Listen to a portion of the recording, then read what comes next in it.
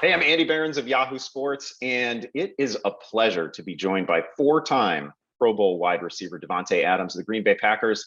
He's better at his job than almost anyone in the world is at theirs. Davante is joining us courtesy of Courtyard by Marriott. They have some amazing promotions and experiences coming up, which we're going to discuss shortly. Davante, welcome, and thanks for chatting with us. Man, appreciate you having me. Thanks for the great introduction too. Oh, I got more on your accomplishments. What you were able to do in the 2020 season, I just want to run through it a little bit. 14 games, 115 catches, over 98 yards per game, 18 touchdowns. What does a season like that feel like as you're actually going through it? Did it feel easy? Did it feel just like Fresno State? What was that like? Yeah, it was a little Fresno State-esque, a little bit out there.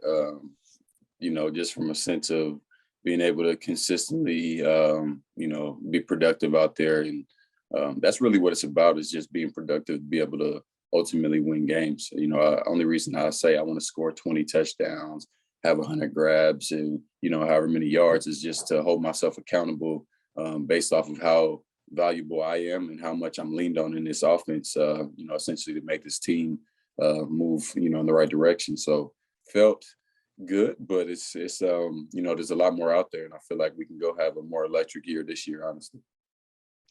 Yeah, so week one doesn't exactly go according to script for you guys, obviously. I think you tweeted something pretty succinctly and well, just to say that you gotta flush it and move on.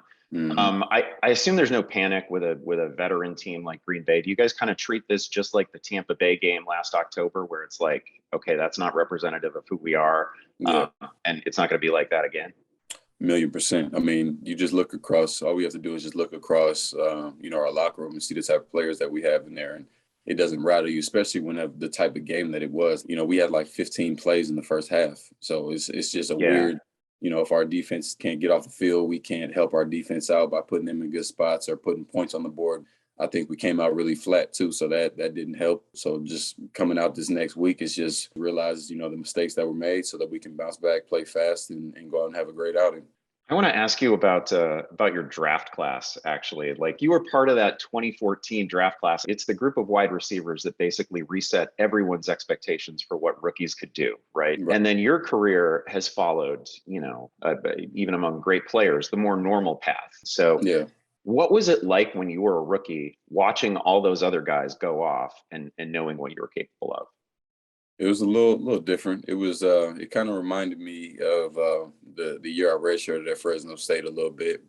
Just kind of knowing my role at that point, knowing that I'm coming in playing with two Pro Bowl wide receivers, just kind of figuring out who I am and who I'm going to be in this offense. Just getting acclimated, trying to learn the offense and everything. Didn't have any expectations as far as my production and what I would do. Just wanted to get out there and be answer basically anytime I was called on. And, I feel like I did a pretty good job at that.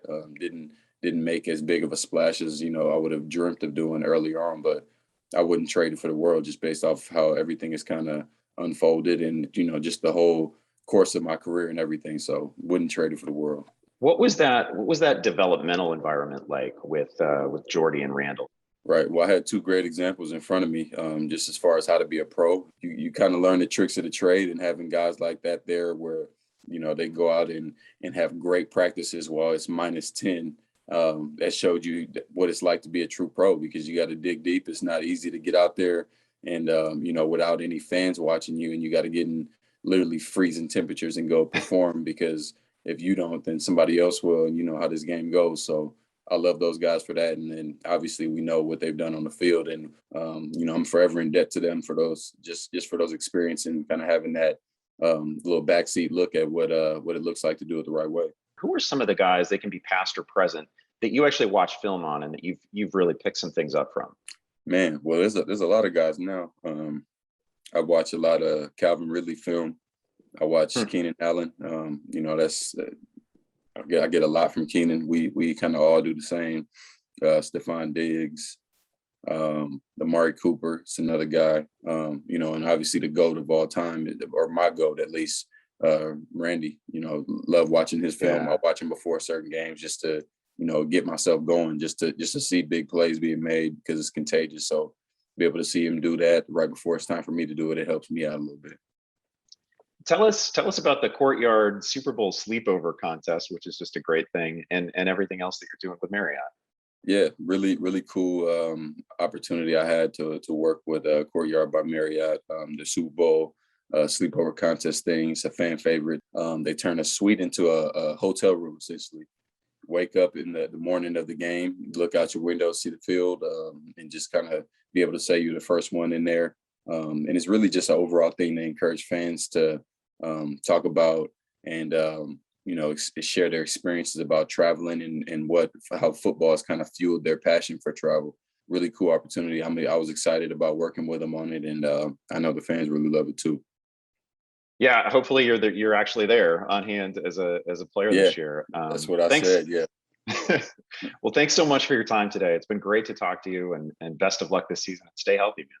Thank you, man. I appreciate it. Gonna need it.